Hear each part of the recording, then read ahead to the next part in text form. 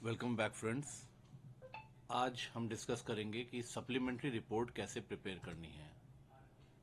तो इसमें एक चीज इंपॉर्टेंट जो आपको याद रखनी है कि अभी फिलहाल जो आप एक्यूज्ड या विक्टिम रेफरल वाले केसेस होंगे उनकी सप्लीमेंट्री आप इस पे नहीं रेडी कर सकते हैं। मैं एक बार दिखा देता हूं। ये जो नीचे जिस पे मेरा कर्सर है, विक्टिम और एक्यूज रेफरल केस, ये जो आप रेफर करेंगे इस पे अभी आप सप्लीमेंट्री रिपोर्ट रेडी नहीं कर सकते।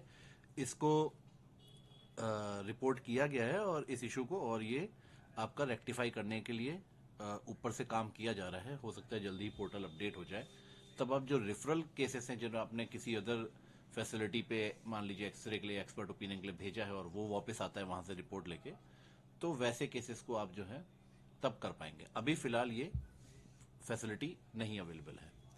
तो अभी आपका इसके थ्रू नहीं, अगर आपने ऑफलाइन मान लीजिए किसी का एक्सरे भेजा है, मतलब मैनुअल जो पर्चे पे एंट्री करके, हाथ से एंट्री करके आपने किसी का एक्सरे एडवाइस करके भेजा है और वो एक्सरे या अल्ट्रासाउंड फाइंडिंग या सीटी फाइंडिंग कुछ लेकर आता है, तो उसका सप्लीमेंट्री कैसे प्रिपेयर करना है। तो इसके लिए हम डैशबोर्ड पे हैं, यहाँ पे डॉक्टर्स ओपिनियन में जाएंगे। डॉक्टर्स ओपिनियन में हम जाएंगे सब्सिक्वेंट ओपिनियन वाले कॉलम में।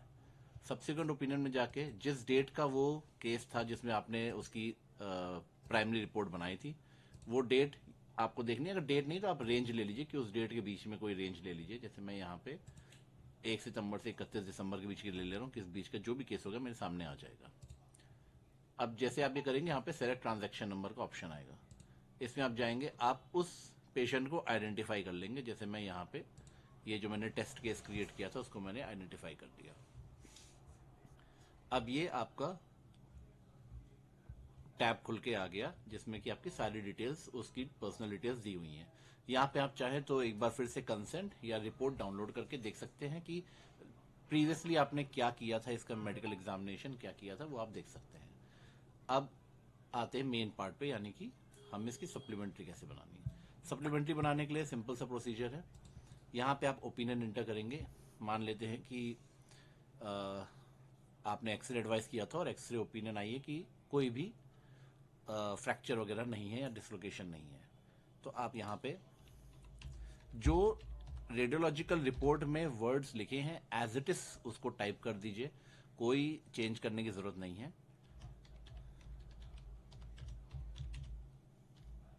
तो मान लीजिए रेडियोलॉजिकल ओपिनियन थी, no fracture evident on x-ray, तो इसको हमने टाइप कर दिया। फिर यहाँ पे आएगा एक्सरे फाइल अपलोड करने के लिए। तो इसके लिए आपको क्या करना है कि जो एक्सरे आया होगा उसको अपने फोन के थ्रू, फोन में कई सारी एप्स आती हैं, एडोब स्कैनर आता है और कागज स्कैनर आता है, इस तरह से आते हैं।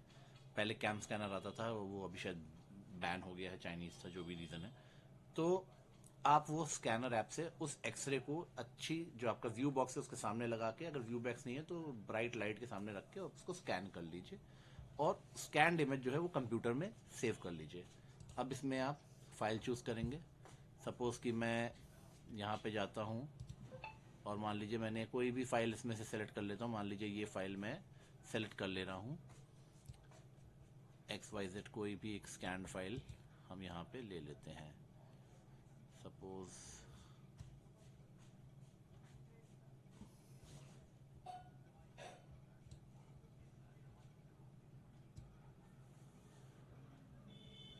सपोज कि हमारी एक फाइल पड़ी है। ओके, चलिए हमने इसी को मान लिया कि ये हमारी एक्सरे फाइल है।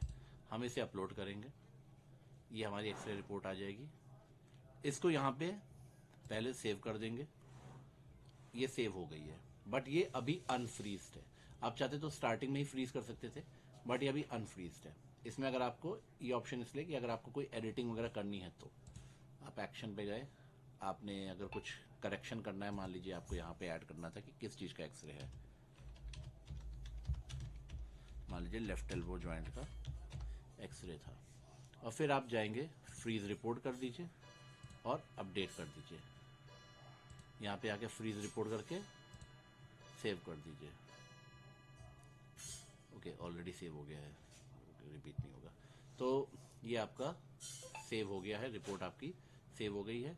ये आपकी डाउनलोड हो गई है यहाँ पे रिपोर्ट। आपने इसको ओपन करके चेक कर लेना है। ये सब्सिक्वेंट ओपिनियन है, no fracture evident on x-ray of left elbow joint, इसे आप साइन करके ये आपकी सप्लीमेंट्री रिपोर्ट, ऊपर यहाँ पे स्टेटस फ्रीज, ये ग्रीन में दिख रहा है स्टेटस फ्रीज, यानी कि ये फ्रोजन रिपोर्ट है, फाइनल रिपोर्ट है। तो इसको आपने कर लिया। ये करने के बाद आप अपने डैशबोर्ड पर वापस जाइए और लॉग आउट कर दीजिए।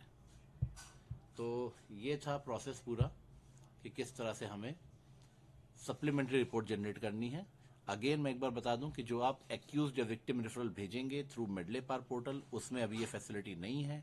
इसके लिए बात की गई है जो पोर्टल जिन्होंने डिज़ाइन किया उनसे, और इस चीज़ को इनकॉर्पोरेट करने के लिए कहा गया है कि किया जाएगा। अब वो जब तक नहीं हो रहा है तब तक गुड ओल्ड फैशन रेफरल ही आपको करना बेटर रहेगा कि आप हाथ से उसको रेफरल फॉर्म बना के दे दें, और जब वो वहाँ से रिपोर्ट लेकर आए तब उसकी ऑनलाइन रिपोर्ट सप्लीमेंट्री बना दें।